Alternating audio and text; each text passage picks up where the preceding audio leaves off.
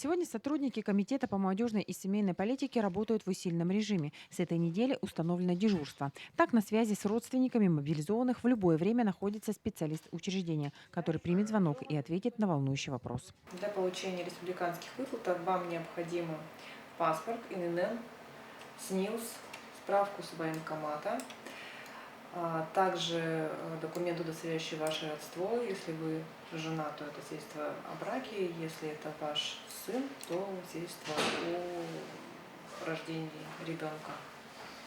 Да, вам нужно подойти в МФЦ и подать документы. Сюда члены семей военнослужащих обращаются как для решения общих вопросов, так и личных. В большей степени это жены и матери, которые после мобилизации их мужчин остались одни. У всех родственников вопросы практически одинаковые, но к решению каждого специалиста подходит индивидуально. Ни один не остается без ответа.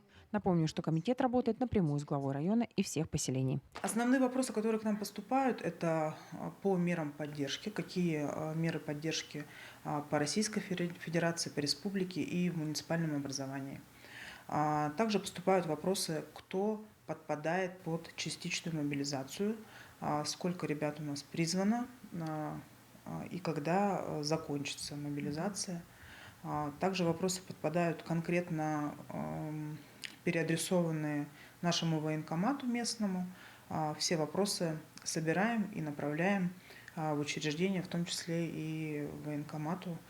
В информационном центре можно получить и консультацию квалифицированного психолога. Многие родственники мобилизованных уже воспользовались предоставляемой услугой. Это повышенная тревожность на фоне мобилизационной ситуации в стране. Повышенная тревожность связана с детьми, как одной воспитывать, как что говорить ребенку, как поддерживать психологическое состояние семьи, родителей, да, детей. То есть это вот основной вопрос, повышенная тревожность и неизвестность на будущее, как дальше жить. Также в комитете продолжает работу волонтерский штаб «Мы вместе». Сейчас туда идет донабор добровольцев, которые будут помогать родственникам мобилизованных, а также заниматься отработкой текущих заявок, поступающих от населения.